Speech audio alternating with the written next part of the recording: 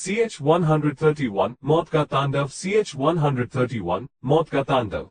Individual lightning strike. हमला करो। सभी को आरव की बुलंद आवाज सुनाई दी।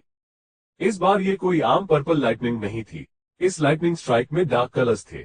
ये पर्पल लाइटनिंग ऐसी स्याह लाइटनिंग में बदल गई थी।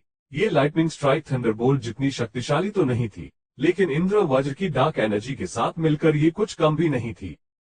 वैसे तो लाइटनिंग स्ट्राइक का इस्तेमाल झटके देकर पैरालाइज करने के लिए होता था, लेकिन इंद्र वज्र की शक्ति के साथ मिलकर ये अगले ही लेवल पर पहुंच गई थी। ये लाइटनिंग स्ट्राइक जैसे ही एक तेजी से भागती हुई शैतानी लाश को लगी, वो तुरंत पैरालाइज हो गई और उसे जोर जोर से बिजली के झटके लगने लगे। ऐसा लग रहा था कि एक स्याह जंजीर उस पर तेजी से बार बार हमला कर रही थी। देखते ही देखते शैतानी लाश के शरीर पर कई जख्म आ गए थे और लाइटनिंग स्ट्राइक ने उसे पूरी तरह भून दिया था।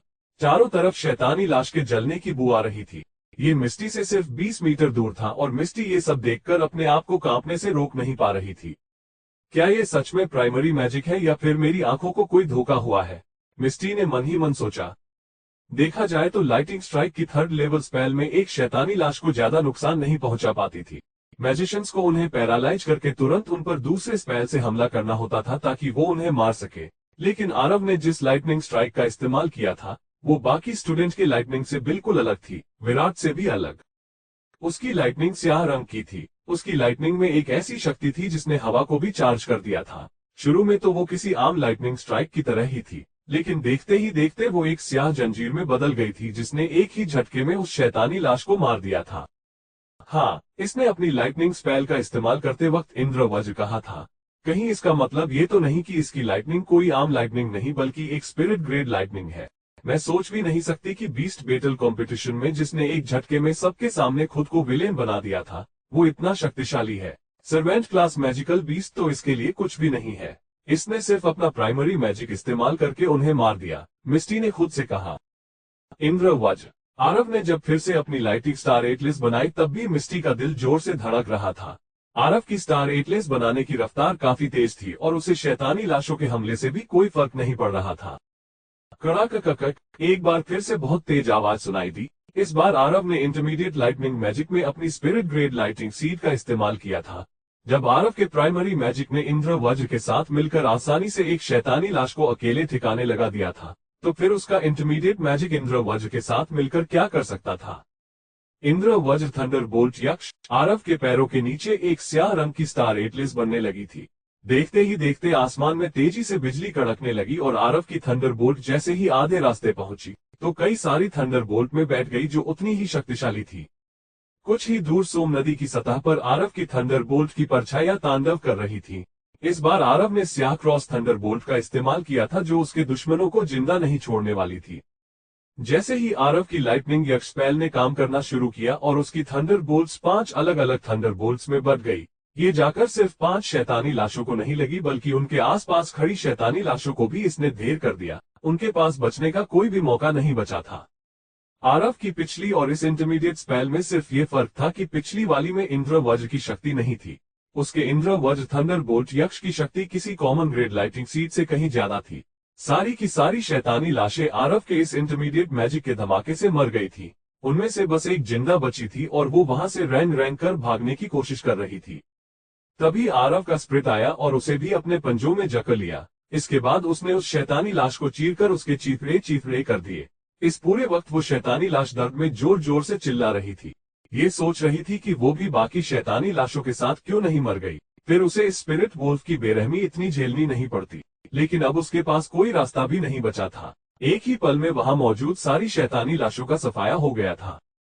कुछ देर पहले आरव इन सब का शिकार था और अब आरव ने इन सब का शिकार कर लिया था। वो सब लोग यहाँ उसे पकड़ने के लिए आए थे, लेकिन मौत ने उन्हें अपने चंगुल में ले लिया था। ये शैतानी लाशें इतनी शक्तिशाली होती थी कि एक साथ 2S3 इंटरमीडिएट मैजिशियंस का सामना कर लेती थी। वो बेहद चालाक और तेज होते थे और एक टीम की तरह काम करना भी जानते थे। इंटरमीडिएट मैजिशियंस बेशक ताकतवर होते थे, लेकिन वो भी एक साथ इतनी सारी शैतानी लाशों के हमलों को नहीं झेल सकते थे। जब उन शैतान नगरी के लोगों ने देखा कि उनकी सारी शैतानी लाशें मर चुकी हैं, तो उन्हें एहसास हुआ कि जैसे वो छोटा सा चूहा समझकर पकड़ना चाहते थे, वो एक भयानक शेर था। उसकी शक्ति एक अलग ही लेवल पर पहुंच चुकी थी। उन्हें तो बताया गया था कि उन्हें एक ऐसे स्टूडेंट को पकड़ना था जो यूनिवर्सिटी में दुबक कर बैठा था। लेकिन ये तो वैसा बिल्कुल भी नहीं था। इसे देखकर तो ऐसा लग रहा था कि वो आरव का शिकार करने नहीं बल्कि आरव उनका शिकार करने आया था और वो उनसे कई गुना ज्यादा शक्तिशाली भी था। वापस चलो सब। प्रीत के चेहरे का रंग उड़ गया था। वो पीछे उड़कर भागने लगा। जल्दी अलग अलग दिशाओं में भागो। मीत जो अब भी शांति से सोच रहा था, उसने अपने 3 साथियों से कहा। वो चारों जानते थे कि वो अकेले आरव का सामना नहीं कर सकते थे, इसलिए वो अलग अलग दिशाओं में भागने लगे। उनका प्लान उन पर ही उल्टा पड़ गया था। आरव ने उन चारों को देखा। उसके पैरों के नीचे एक स्टार एटलेस आ गई थी, जो न तो ज्यादा चमकदार थी और न ही एकदम साफ। तुम उस वाले का पीछा करो और मैं बाकियों को संभालता हूँ। आरव ने सोम नदी की तरफ भागते हुए एक आदमी की तरफ इशारा करके अपने स्प्रिट वोल्फ से कहा। आरव की बात सुनते ही स्प्रिट वोल्फ उस आदमी के पीछे भागने लगा। वो इतना तेज था कि उसे अपना रेतीला बवंडर इस्तेमाल करने की भी जरूरत नहीं पड़ी। एक साधारण सा इंसान इतने बड़े और तेज स्प्रिट वोल्फ से कैसे बच सकता था? अपने स्प्रिट वोल्फ की तरह आरव को भी बाकी लोगों को पकड़ने की कोई जल्दी नहीं थी। ऐसा इसलिए क्योंकि उसके पैरों के नीचे की परछाई अब एक रहस्यमय स्टार एटलेस में बदल चुकी थी और उसका डार्क ऑरा चारों तरफ फैल रहा था। जाओ, उनको भागने से रोको, आरव ने जोर से कहा।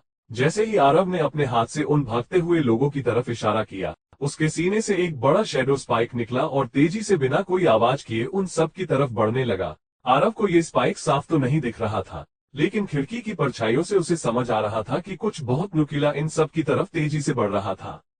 अगले ही पल अखिल, जो अपनी पूरी ताकत लगाकर भाग रहा था, अचानक रुक गया। वो बहुत कोशिश कर रहा था लेकिन हिल भी नहीं पा रहा था। ऐसा लग रहा था कि किसी ने उसे बुरी तरह जकड़ लिया हो। जब अखिल ने पीछे मुड़कर देखा तो उसके चेहरे का रंग पूरी तरह से उड़ गया था। उसकी परछाई में तलवार की तरह एक बहुत बड़ा स्पाइक लगा हुआ था जो उसे हिलने से रोक रहा था। इसके ठीक बाद उसके पास एक धुंध सी इकट्ठा होने लगी। इस धुंध ने उसे और भी बुरी तरह जकड़ लिया था। कहा जाए तो उसकी आत्मा को जकड़ लिया था। अब तुम सबके सब मरोगे। आरव ने यह भी नहीं देखा था कि उसने किसे पकड़ा था और परछाइयों में गायब हो गया। उसकी परछाई उस अंधेरी फैक्ट्री में तेजी से आगे बढ़ रही थी और कुछ ही पलों बाद वो उन सारे लोगों में से सबसे शांत इंसान के सामने जाकर खड़ा हो गया। मीत अपनी जान बचाने के लिए बहुत तेजी से भाग रहा था। वो पीछे मुड़कर देखना चाहता था कि वो भयानक मौत का देवता उसकी तरफ आ रहा था या नहीं, लेकिन भागते हुए वो खुद ही उससे टकरा गया। Fire bust burning bone. Aarav के हाथ में तुरंत एक फायर बॉल आ गई थी और उसने इसे बेहद करीब से मीत के सीने पर फेंक दिया था। जैसे ही ये फायर बॉल मीत को लगी, उसके पूरे शरीर में आग लग गई। उसके पूरे कपड़े जल गए थे और अब उसकी खाल भी जलने लगी थी। देखते ही देखते उसकी हड्डियां भी राख में बदल गई थी। बर्निंग बोन की फ्लेम्स बेहद खतरनाक होती थी और किसी को भी राख में बदल सकती थी। सिर्फ इतना ही नहीं, बल्कि अगर आरव चाहता तो अपने इन फ्लेम्स का तापमान भी बढ़ा सकता था। अगर वो इन शैतान नगरी के पिल्लों को जिंदा छोड़ देता, तो इसका मतलब संजीवनी भूमि के वीरों से बेईमानी करना होता, जो आरव किसी भी कीमत पर नहीं कर सकता था। बचाओ, प्लीज बचाओ मुझे। आरव ने मीत की दर्द भरी चीखों पर ध्यान नहीं दिया और अब उसकी नजर दीपक पर टिक गई, जो मौके का फायदा उठाकर वहां से भागने की कोशिश कर रहा था। दीपक बहुत तेजी से भाग रहा था। वो एक विंड मैजिशियन था और एक बहुत लंबी सुरंग देख पा रहा था, जिससे वो भाग रहा था। आरव के पैरों के नीचे फायर फ्लेम्स आ गए थे। वो अब आग देवता लग रहा था। उसके चारों तरफ आग की गर्म लपटें थी, लेकिन फिर भी वो एकदम शांत था। दीपक अपनी जान बचाने के लिए तेजी से भाग रहा था। कोई नहीं जानता था कि आर्केन मैजिक यूनिवर्सिटी में वो एक विंड स्टूडेंट होने के साथ साथ शैतान नगरी के लिए काम भी करता था। वो लोग अभी उसे मैजिक रिसोर्सेस तो नहीं दे रहे थे, लेकिन उसे भरोसा था कि एक दिन वो इतना शक्तिशाली बन जाएगा कि कोई भी उसे नहीं हरा पाएगा। दीपक भागते भागते काफी दूर आ गया था। वो बीस्ट बैटल कंपटीशन के वक्त से ही आरव की शक्ति के बारे में जानता था, लेकिन किसे पता था कि वो तो सिर्फ एक ट्रेलर था। वो ये नहीं समझ पा रहा था कि एक इंसान जिसके पास लाइटनिंग और समनिंग एलिमेंट थे, उसके पास शेडो एलिमेंट की पावर्स कैसे हो सकती थी। ये जानकारी उसे जल्द से जल्द अपने बॉस तक पहुंचानी थी। तभी अचानक उसे अपने पीछे से एक आवाज सुनाई दी। फेयरी फ्लेम्स, हमला करो। जैसे ही दीपक पीछे मुड़ा, उसने देखा कि खतरनाक फेयरी फ्लेम्स सीधा उसकी तरफ आ रही हैं। ये फ्लेम्स बहुत ज्यादा तेज थी और एक फेयरी फिस्ट जैसे दिख रही थी। वो अभी इन फ्लेम्स से काफी दूर था, लेकिन इन फ्लेम्स की शक्ति को पूरी तरह से महसूस कर पा रहा था। दीपक अपने विंड टनल का इस्तेमाल करके दूसरी दिशा में मुड़ना चाहता था, लेकिन फायर फ्लेम्स की तेज आग से उसकी चमड़ी जलने लगी थी। अगर वो चाहता भी कि इस हमले से छुप जाए तो वो नामुमकिन था। जैसे ही ये फेयरी फिस्ट फटा, दीपक उस धमाके में खींच गया। अगर फेयरी फिस्ट का हमला पास से किया जाता तो वो अपने शिकार को राख में बदल सकता था। इसकी आग दूर से इतनी ज्यादा नहीं होती थी, लेकिन फिर भी एक प्राइमरी मैजिशियन को राख में बदलने के लिए काफी थी। दीपक ने सोचा था कि अगर वो दूर भाग जाता तो आरव से बच सकता था, लेकिन उसने कभी नहीं सोचा था कि यूनिवर्सिटी के इस विलेन के पास फायर एलिमेंट की भी शक्ति थी। दीपक अब जमीन पर गिर गया था और आग ने उसे अपनी चपेट में ले लिया था। वो अब ये कभी नहीं समझ पाएगा कि आखिर एक इंटरमीडिएट मैजिशियन के पास 4 एलिमेंट्स कैसे थे। मैं तुमसे जान की भीख मांगता हूँ, मुझे छोड़ दो, ये सब करने के लिए मुझे मजबूर किया गया है। अखिल, जो आरव के शैडो स्पाइक में फंसा हुआ था, अब घुटनों पर आकर आरव से अपनी जिंदगी की भीख मांग रहा था। उनके शिकार के पास सच में 4 एलिमेंट्स थे। उनके बॉस ने उन्हें बताया था कि उनके इस शिकार के पास डुअल एलिमेंट्स थे।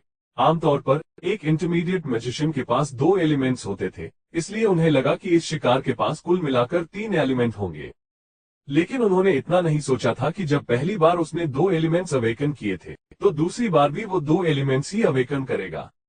आरव इन शैतान नगरी के पिल्लों से बात भी नहीं करना चाहता था। उसने अपने स्प्रिट वोल्फ की तरफ देखा, जिसके दांतों में अब भी ताजा खून दिख रहा था, और बोला, ये लो तुम्हारा रात का खाना।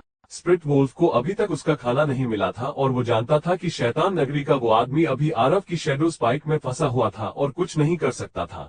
वो अपने दांतों से खून साफ करने ही वाला था कि उसे फिर से ऐसा करना पड़ा। इसलिए उसने तय किया कि पहले वो अपना डिनर करेगा और उसके बाद ही कुछ और करेगा।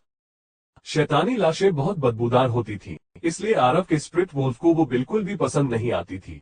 लेकिन इन शैतान नगरी के लोगों को खाने में उसे कोई परेशानी नहीं थी। बचाओ बचाओ। जैसे ही स्प्रिट वोल्फ ने दीपक को काटना शुरू किया, वो जोर जोर से चिल्लाने लगा। लेकिन आरव तब तक मिस्टी के पास जा चुका था, जिसके जख्म से अब भी खून बह रहा था। आरव मिस्टी को पहले देख चुका था। वो जानता था कि मिस्टी विराट की गर्लफ्रेंड थी, लेकिन अभी वो बेहोश हो चुकी थी। पहले तो वो उससे रिक्वेस्ट करना चाहता था कि वो उसके 4 एलिमेंट्स वाले सीक्रेट को किसी को भी न बताए, लेकिन वो उसके फायर एलिमेंट का इस्तेमाल करने से पहले ही बेहोश हो गई थी। इसलिए आरव को अपने सीक्रेट की चिंता करने की कोई जरूरत नहीं थी। किस्मत से आरव हमेशा अपने साथ एक खास मेडिसिन लेकर चलता था। ये दवाई मिस्टी को हील तो नहीं कर सकती थी, लेकिन उसका खून बहने से रोक सकती थी। आरव ने पहले उसके पैर में वो दवाई लगाई और फिर उसे उठाकर अपने स्प्रिट वोल्फ की पीठ पर लेटा दिया, जिसने अभी अभी अपना डिनर खत्म किया था। अब हम वापस चल सकते हैं, आरव ने अपने स्प्रिट वोल्फ से कहा, और उसका स्प्रिट वोल्फ उसे और मिस्टी को लेकर वापस शहर की तरफ जाने लगा। शहर में समन बीस्ट को लेकर आना मना था, इसलिए जैसे ही आरव ऐसे इलाके में पहुंचा जहां ज्यादा लोग थे, उसने अपने स्प्रिट वोल्फ को उसकी दुनिया में भेज दिया और खुद एक टैक्सी कर ली। मिस्टी की किस्मत अच्छी थी कि आरव के पास वो दवा थी, वरना ज्यादा खून बहने से उसकी जान भी जा सकती थी। मिस्टी को एक हॉस्पिटल में ले जाने के बाद आरव ने वहां अच्छी खासी फीस भरी। उसके बाद वहां एक हीलिंग मैजिशियन आए और उन्होंने उसे हील कर दिया। मिस्टी का जख्म काफी गहरा था और उसका बहुत खून भी बह चुका था, इसलिए वो जल्दी होश में नहीं आने वाली थी। आरव को पता था कि हॉस्पिटल यूनिवर्सिटी की तरह ही एक सुरक्षित जगह थी, इसलिए उसने अपना कॉन्टैक्ट नंबर रिसेप्शन पर लिखवा दिया और अपने फ्लैट पर वापस चला गया। सैम, तुम्हें क्या लगता है वो शैडो बीस्ट कहाँ छिपा है? हमें उसके बारे में कोई भी सुराग नहीं मिला है। श्वेता इतनी जोर से चिल्ला रही थी कि उसकी आवाज दरवाजे के बाहर तक सुनाई दे रही थी। आरव ने दरवाजा खोला और अंदर चला गया। वो अभी श्रेया और श्वेता से बात नहीं करना चाहता था, क्योंकि वो पहले ही बहुत परेशान था, इसलिए वो सीधा अपने कमरे में चला गया। आरव को देखकर श्रेया और श्वेता चुप हो गई। जब आरव ने फर्स्ट फ्लोर पर पहुंचकर अपने कमरे का दरवाजा बंद किया, तब उन्होंने एक दूसरे की तरफ देखा। तुम आरव से कुछ कहती क्यों नहीं? इतना अच्छा भला तो लड़का है, इस बार तो उसने तुम्हारी तरफ देखा भी नहीं, श्वेता ने कहा। बनी, तुम ये क्या बकवास करती रहती हो? श्रेया के गाल शर्म से लाल हो गए थे। सैम, तुमने देखा क्या? मुझे ऐसा लगा कि आरव के कपड़ों पर जगह जगह खून लगा हुआ था, श्वेता ने कहा। श्रेया ने कुछ भी नहीं कहा। उसे लगा था कि यूनिवर्सिटी कैंपस में उस रात की मैजिक फाइट की तरह आज भी आरव किसी से मैजिक फाइट लड़कर आया था और इसलिए उसकी शर्ट पर बहुत बड़ा खून का निशान था। आखिर ये लड़का गया कहाँ था और इसकी शर्ट पर इतना बड़ा खून का निशान क्यों है? श्रेया ने मन ही मन सोचा।